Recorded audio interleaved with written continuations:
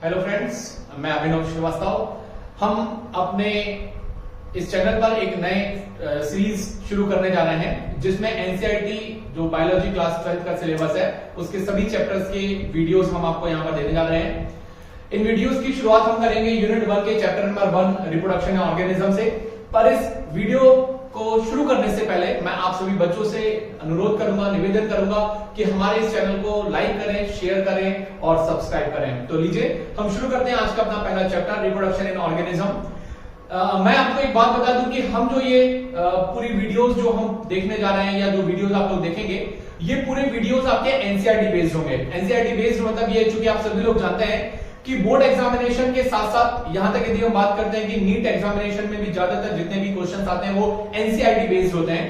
और इस NCERT based videos में आप लोगों को पूरे टॉपिक क्रम से और सिक्वेंशली जैसे आपके एनसीईआरटी में लिखे हैं वैसे ही आपको मिलते जाएंगे। और सबसे एक खास बात ये कि वीडियोस जो रहेंगे वो बाइलिंगुअल रहेंगे। बाइलिंगुअल का मतलब आपको हिंदी और इंग्लिश दोनों में वीडियो जो है वो आपको देखने मिलेगा। तो सबसे पहले हम स्टार्ट करते हैं हमारे पहले टॉपिक से जो आपके इस चैप्टर में दिया है और उसका नाम है लाइफ स्पान। लाइफ स्पान जो होता है इससे आप लोग जानते हैं जीवन काल के नाम से कि लाइफ स्पान या जीवन काल किसे कहते हैं। तो एनसीईआरटी के अकॉर्डिंग जो डेफिनेशन दी हुई है कि किसी भी ऑर्गेनिज्म के का वह पीरियड जो उसके बर्थ से लेकर नेचुरल डेथ तक का होता है। यानी आप ऐसा बोल सकते हैं कि किसी भी ऑर्गेनिज्म की जन्म से लेकर उसकी प्राकृतिक मृत्यु तक का जो समय होता है उसे क्या कहा जाता है, लाइफ स्पान कहा जाता है, उसे जीवन काल कहा जाता है। तो जीवन काल में जो यहाँ पर आप लोगों को बात याद रखनी है वो याद रखनी है नेचुरल डेथ। क्योंकि बर्थ आप सभी लोग जानते हैं जन्म का मतलब कि जब कोई नए जीव का इस पृथ्वी पर जन्म होता है। पर जब डेथ की बात आती है तो डेथ कई प्रकार से होती है। कई प्रकार से मतलब ज्यादातर एक तो एक्सीडेंटल डेथ होती है, मेडिकल डेथ होती है और एक जो सबसे इंपॉर्टेंट होती है वो होती है नेचुरल डेथ जिसको स्वाभाविक या प्राकृतिक मृत्यु कहा जाता है। तो स्वाभाविक या प्राकृतिक मृत्यु तक का समय जो होता है उस पूरे समय को या उस पूरे काल को क्या कहा जाता है, जीवन काल कहा जाता है। अगली महत्वपूर्ण यहां बात करते हैं कि आपके बुक में कुछ डायग्राम दिए हुए हैं सेकंड नंबर के पेज पर जिसमें बहुत सारे अलग अलग जीवों के जीवन काल के बारे में बताया हुआ है।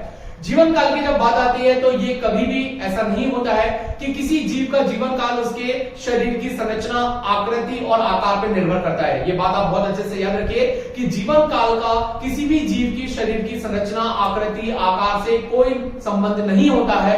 हर जीव का जीवन काल अलग अलग प्रकार से पाया जाता है। जैसे आपके एनसीईआरटी के अकॉर्डिंग में बात करता हूं, हम स्टार्ट करते हैं सबसे पहले जैसे आपको दिया हुआ है एलिफेंट के बारे में। तो एलिफेंट जो होता है हम ऐसा मानते हैं कि एक स्तनधारी होता है। दूसरे नंबर का सबसे बड़ा स्तनधारी है। पहले नंबर पर व्हेल आती है। इसका जीवन काल जो होता है वो लगभग होता है 65 टू 90 इयर्स का, यानी लगभग हम बोल सकते हैं 65 से 90 वर्ष का जीवन काल इसका होता है। इसके अलावा यदि हम बात करते हैं तो दूसरा जो होता है वो होता है रोज का।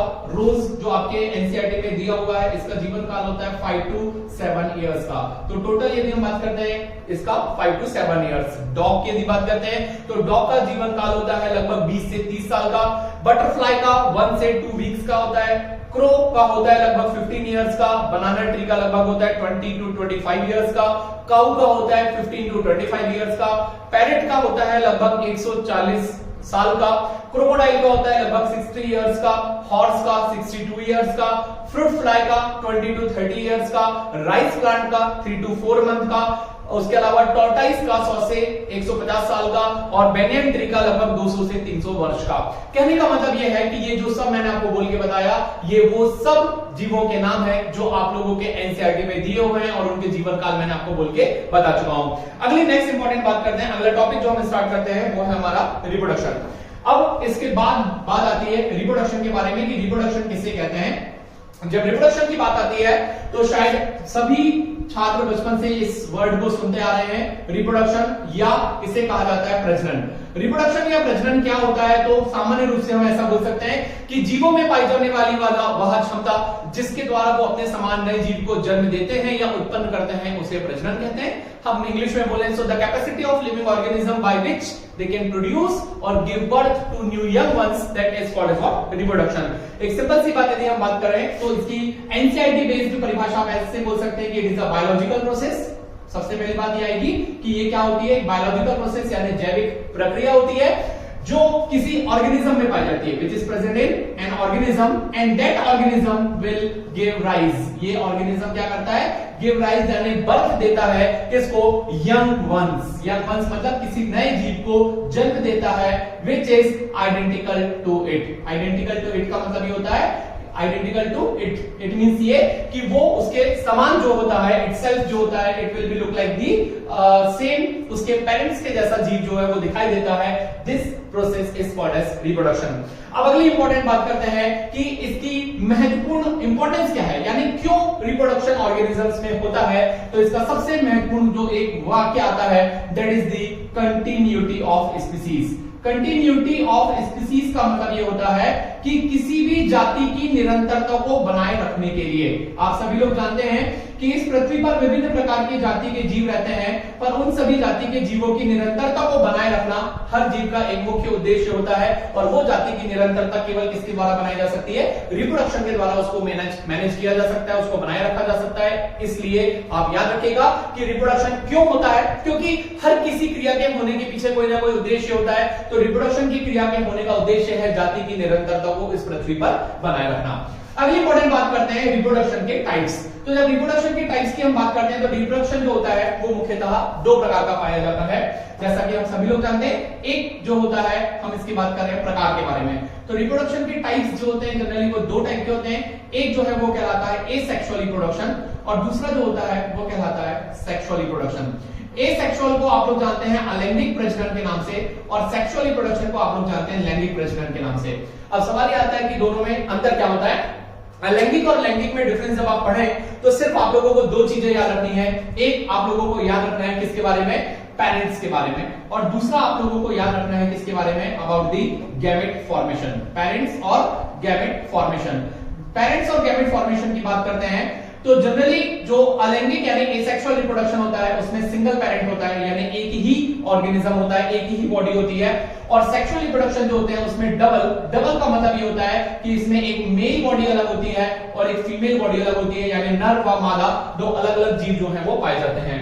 गैमेट फॉर्मेशन की प्रोसेस सेक्सुअल रिप्रोडक्शन यानी अलैंगिक प्रजनन में नहीं होती है, जबकि इसमें गैमेट फॉर्मेशन होता है। गैमेट का मतलब बेटा युग्मक, युग्मकों का निर्माण होता है और युग्मकों के निर्माण के साथ साथ उनका फ्यूजन भी होता है। फ्यूजन मतलब आप उसको बोलते हैं संयुग्मन, और हम सभी जानते हैं कि ये जो फ्यूजन या संयुग्मन की प्रक्रिया होती है इसके द्वारा जाइगोट यानी युग्मनज नामक एक संरचना का निर्माण होता है जिससे आगे चल के भ्रूण का विकास होता है। तो ये एसेक्सुअल और सेक्सुअल जो रिप्रोडक्शन होता है उसमें पाया जाने वाला मेन डिफरेंस। अब इसके बाद हम फोकस करेंगे दोनों में से एक एक के ऊपर।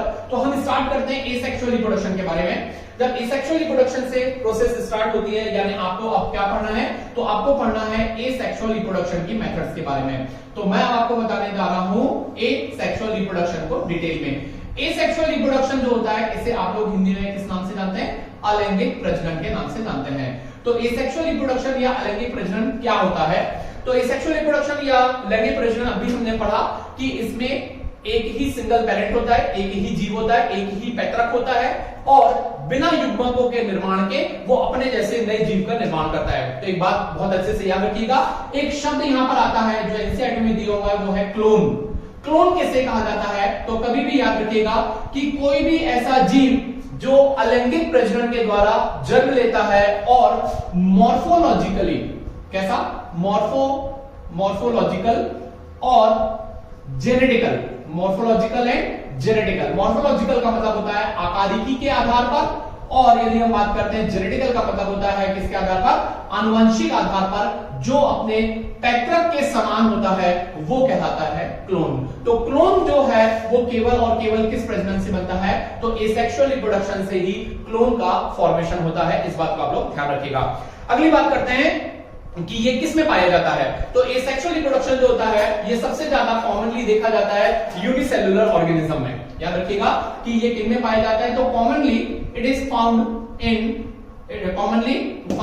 Unicellular organism, commonly found in unicellular organism. Unicellular का मतलब क्या होता है, यूनिसेल्युलर का मतलब होता है एक कोशिकीय जीव। एक कोशिकीय जीव जिनमें विशेष प्रकार की क्रियाओं को करने के लिए विशेष अंग यानी पाचन, श्वसन, उत्सर्जन के लिए अंग नहीं होते हैं, सभी क्रियाएं एक कोशिका में पूरी होती है, वो कहलाते हैं यूनिसेल्युलर ऑर्गेनिज्म। उसके अलावा सिंपल प्लांट्स और animals, simple plants and animals में आ रहे हैं कौन? तो सिंपल प्लांट्स आप लोग जानते हैं, जैसे इसमें आ जाता है एल्गी, उसके अलावा ब्रायोफाइटा। एनिमल्स की बात करते हैं तो इसमें आ जाता है प्रोटोजोआ, पोरिफेरा, सिलेंड्रेटा वगैरह। उसके अलावा यदि हम बात करते हैं तो मोनेरा और प्रोटिस्टा जो होते हैं उनमें भी क्या पाया जाता है? मोनेरा और प्रोटिस्टा में भी एसेक्सुअल रिप्रोडक्शन जो है वो पाया जाता है। मुख्य रूप से एक बात और मैं आपको बता दूं, बहुत अच्छे से ध्यान रखना बच्चों, एक बात और बहुत अच्छी बताने जा रहा हूं मैं आपको कि ये जो एसेक्सुअल रिप्रोडक्शन होता है इसमें कोई जीव अपने पेरेंट्स के जैसे कैसे हो जाता है? बिल्कुल मॉर्फोलॉजिकली यानी आकारिकी के आधार पर और आनुवंशिक रूप से तो समान हो सकता है, पर आकारिकी में बिल्कुल समान क्यों होता है वो भी मैं आपको बता रहा हूं। क्यों? क्योंकि इसमें जब विभाजन होता है तो इसमें होने वाला विभाजन जो होता है वो होता है समसूत्री विभाजन, यानी इसमें जो डिवीजन होता है जब न्यू ऑर्गेनिज्म के फॉर्मेशन के लिए तो वो होता है through the process of mitosis. कौन सी प्रोसेस होता है बेटा? माइटोसिस की प्रोसेस से उसमें डिवीजन होता है। और माइटोसिस की प्रोसेस क्या होती है? तो शायद आप लोगों ने पढ़ा होगा कि माइटोसिस में एक जो पेरेंटल सेल होती है it is get divide and it will form two new daughter cell. एक जो पैतृक कोशिका होती है वो विभाजित होकर दो नई पुत्री कोशिकाओं का निर्माण करती है। खास बात ये होती है कि जो पैतृक कोशिका होती है वो भी डिप्लॉयड होती है और बनने वाली जो डॉटर सेल्स होती हैं वो भी कैसी होती है? डिप्लॉयड यानी द्विगुणित होती है। इसलिए ये क्लोन बनाते हैं, इसलिए ये आकारिकी और आनुवंशिक रूप से कैसे होते हैं? बिल्कुल अपने पैतृक के समान होते हैं। अभी इंपॉर्टेंट बात करते हैं, इसके अलावा यदि हम बात करते हैं कि इन ऑर्गेनिज्म में एक बात याद रखिएगा कि जो मोड ऑफ डिवीजन होता है, मोड ऑफ डिवीजन मतलब जो आपको मैं बता रहा हूं माइटोसिस, यही एक तरीके का रिप्रोडक्शन होता है। मतलब इनमें कोई अलग से मैच्योरिटी की फेज नहीं आती है। जैसे मैं आपको आगे बताऊंगा जब सेक्सुअल रिप्रोडक्शन होता है तो उसमें लाइफ की अलग अलग स्टेजेस होती हैं, बट इनमें ऐसी लाइफ की स्टेजेस नहीं होती है क्योंकि डायरेक्टली ऑर्गेनिज्म जो होता है जब बॉडी को डिवाइड करता है तो डिवाइड होकर न्यू जो सेल्स फॉर्म करता है वही उसकी क्या होती है? डॉटर सेल की तरह वर्क करती है। तो the mode of cell division is itself a mode of reproduction in this organism. Remember this thing. Okay, next अगली इंपॉर्टेंट बात करते हैं। अब आता है इसके अलावा और कौन सी मेथड्स होती है। तो मेथड्स ऑफ एसेक्सुअल रिप्रोडक्शन के मैं आपको नाम बता देता हूं। Methods of asexual reproduction, methods of asexual reproduction बहुत ध्यान से सुनिएगा क्योंकि इसके एग्जांपल्स आप लोगों को पूछे जाते हैं और मैं वही एग्जांपल बताऊंगा जो आपके एनसीईआरटी में दिए हैं। आपको कहीं और जाने की और परेशान होने की जरूरत नहीं है, पूरे एग्जांपल्स आपको यहीं मिल जाएंगे। सबसे पहला एग्जांपल जो मेथड सबसे पहले आती है वो आती है बाइनरी फिजन। बाइनरी फिजन सबसे पहले हम बात करते हैं फिजन क्या होता है।